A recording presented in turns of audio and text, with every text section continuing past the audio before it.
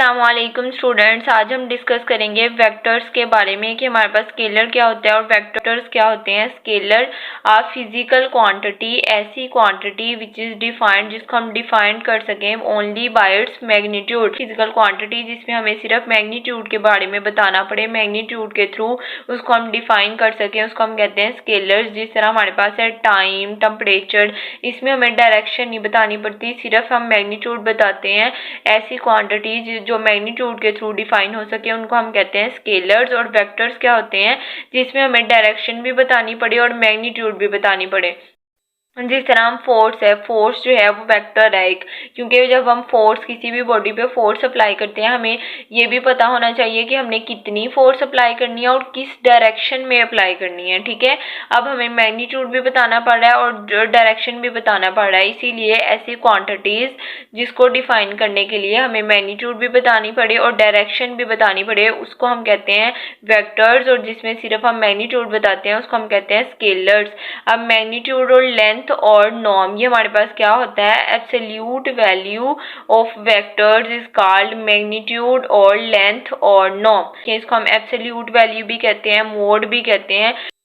Absolute value of vectors is called magnitude. अगर vectors की हम एब्सोल्यूट वैल्यू फाइंड करें, मोड फाइंड करें, तो उसको हम कहते हैं मैग्नीट्यूड, या फिर उसको लेंथ भी कह सकते हैं और नॉर्म भी कह सकते हैं उस वेक्टर का।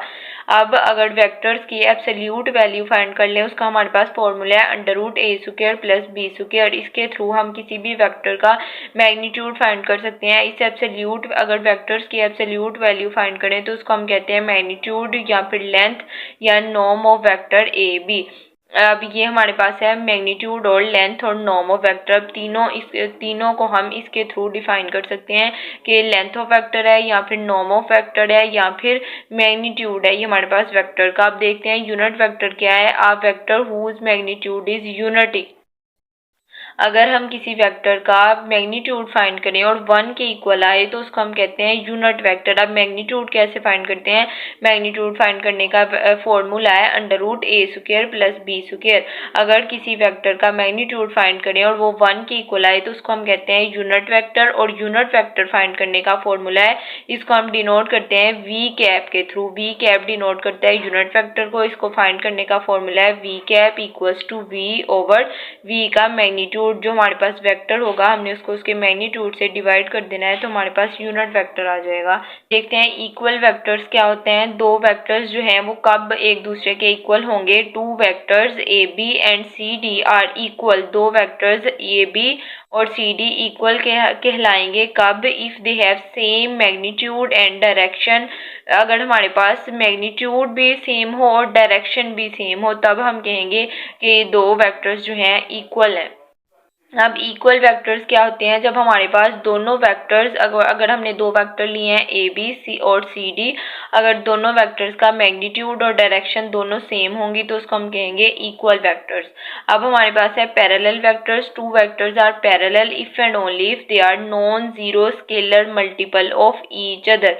अगर हम किसी वेक्टर को किसी स्केलर से मल्टीप्लाई करवाएं और वो स्केलर नॉन जीरो होना चाहिए, क्योंकि अगर जीरो से मल्टीप्लाई करवाएंगे तो हमारे पास जीरो के इक्वल आ जाएगा, तो इसीलिए non zero scalar multiple of each other. अगर हमारे पास एक वेक्टर है A, एक वेक्टर है B को हमने किसी स्केलर के साथ मल्टीप्लाई करवाया तो वो दोनों एक दूसरे के इक्वल होने चाहिए, तो तब हम कहेंगे दो वेक्टर्स जो हैं वो पैरेलल वेक्टर्स हैं। अब ये जो लैम्डा है ये नॉन जीरो स्केलर है, वो कह रहे हैं कि दो वेक्टर्स जो हैं वो पैरेलल कब होंगे, if they are non zero scalar multiple of each other, कि नॉन जीरो स्केलर मल्टीपल होने चाहिए एक दूसरे के। अब यहाँ पे दो वेक्टर्स थे AB, अब B को हमने लैम्डा स्केलर से मल्टीप्लाई करवाया, दोनों इक्वल आए तो हमने कह दिया कि ये पैरेलल वेक्टर्स हैं। ट्रायंगुलर लॉ हमारे पास क्या है, if AB and BC are 2 sides of a triangle. एक हमारे पास ट्रायंगल है AB और BC उसकी साइड्स हैं। अगर हम AB और BC को ऐड करें तो वो इक्वल होगा AC के। इस तरह के लॉ को हम क्या कहते हैं, ट्रायंगुलर लॉ। उन्होंने कहा है कि अगर हम ट्राइंगल की दो साइड्स को सम अप करें तो वो थर्ड साइड के इक्वल होगी, इसको हम कहते हैं ट्राइंगुलर लॉ। अब यहाँ पे दो वेक्टर्स हैं A B and B C, ये साइड्स हैं ट्राइंगल की, अगर हम इनको ऐड करें तो वो इक्वल आएंगी ए सी के, इसको हम कहते हैं ट्राइंगुलर लॉ। हमारे पास पोजीशन वेक्टर क्या है, the vector of whose initial point is origin and the terminal point is P. हमारे पास ऐसा वेक्टर जिसका जो इनिशियल पॉइंट हो, जहाँ से स्टार्ट हो रहा हो, वो ओ हो और टर्मिनल पॉइंट पी हो, तो इस तरह के वेक्टर को हम क्या कहते हैं, पोजीशन वेक्टर। अब यहाँ पे ये जो है ये पोजीशन वेक्टर है क्योंकि इसका ओरिजिन पॉइंट ओ है और टर्मिनल पॉइंट पी है, इस तरह के वेक्टर को हम क्या कहते हैं, पोजीशन वेक्टर। नेक्स्ट डेफिनेशन है जीरो वेक्टर। अगर किसी वेक्टर का मैग्नीट्यूड 0 आ जाए तो उसको हम कहते हैं जीरो वेक्टर, अगर किसी वेक्टर का मैग्नीट्यूड 1 आ जाए तो उसको हम कहते हैं unit vector. Direction angles and the direction cosines. हमारे पास direction angle and direction cosines क्या है कि अगर हमारे पास कोई पोजीशन वेक्टर हो, उसके कंपोनेंट्स क्या हो, एक्स आई कैप, वाई जे कैप प्लस जी के कैप। अगर ये एक आड वेक्टर है, उसके 3 कंपोनेंट्स हैं एक्स वाई और जी, ये हमारे पास बी नॉन जीरो वेक्टर्स, ये नॉन जीरो वेक्टर हैं और ये एंगल क्या बना रहे हैं, अल्फा बीटा और गैमा, ये 3 एंगल बना रहे हैं। एक आड वेक्टर है, इसके 3 कंपोनेंट्स हैं और ये अल्फा बीटा गैमा एंगल बना रहे हैं, formed between r equals to I j k respectively, then alpha beta gamma are direction angles। अब हमारे पास एक पोजीशन वेक्टर है, 3 कंपोनेंट से मिलके बना है, तीनों कंपोनेंट्स एक दूसरे के साथ एंगल बना रहे हैं अल्फा बीटा गैमा। इन एंगल्स को हम कहते हैं डायरेक्शन एंगल्स। अगर हम इन डायरेक्शन एंगल्स को कोस की फॉर्म में देखें, एंगल कोस, हमारे पास एंगल्स होते हैं साइन कोस टेन, अगर हम कोस की फॉर्म में देखें तो हमारे पास एंगल क्या बनेंगे, कोस अल्फा, कोस बीटा और कोस गैमा, इसको हम कहते हैं डायरेक्शन कोसाइंस। अब ये था हमारे पास direction angle and direction cosines. अब देखते हमारे पास दो तरह की प्रोडक्ट होती है, स्केलर प्रोडक्ट और क्रॉस प्रोडक्ट। स्केलर और अब स्केलर को हम क्या कहते हैं, डॉट प्रोडक्ट, और क्रॉस को हम क्या कहते हैं, वेक्टर प्रोडक्ट। इनके दो नाम है।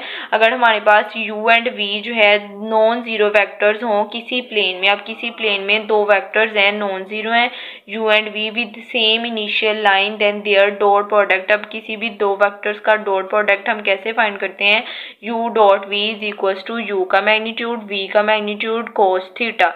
डॉट प्रोडक्ट में हमेशा हमारे पास एंगल कोस थीटा आता है, इसको डायरेक्शन कोसाइंस कहते हैं। डॉट प्रोडक्ट में हमेशा कोस थीटा आएगा डॉट की फॉर्म में जब हम प्रोडक्ट लेंगे, और क्रॉस प्रोडक्ट में हमारे पास हमेशा साइन थीटा आएगा। इन दोनों का डिफरेंस यही है कि जब हमने दो वेक्टर यू वी की डॉट प्रोडक्ट लेनी है तो यू का मैग्नीट्यूड वी का मैग्नीट्यूड कोस थीटा आएगा, जब क्रॉस प्रोडक्ट फाइंड करेंगे तो u magnitude v magnitude sine theta आएगा। इसको हम कहते हैं क्रॉस प्रोडक्ट और वेक्टर प्रोडक्ट, इसको हम कहते हैं स्केलर और डॉट प्रोडक्ट। ये हमारे पास वेक्टर्स के बारे में मेन पॉइंट्स थे, मेन डेफिनेशंस थी। ये सारे कॉन्सेप्ट हम अब नेक्स्ट क्वेश्चंस को सॉल्व करने के लिए यूज करेंगे। ये बेसिक कॉन्सेप्ट्स थे वेक्टर्स के बारे में। होप सो आप लोगों को अच्छे से समझ आ गई होगी। कोई कंफ्यूजन हो तो कमेंट सेक्शन में ज़रूर पूछेगा। वीडियो पसंद आई हो तो लाइक कीजिएगा। Thanks for watching. अल्लाह हाफिज़।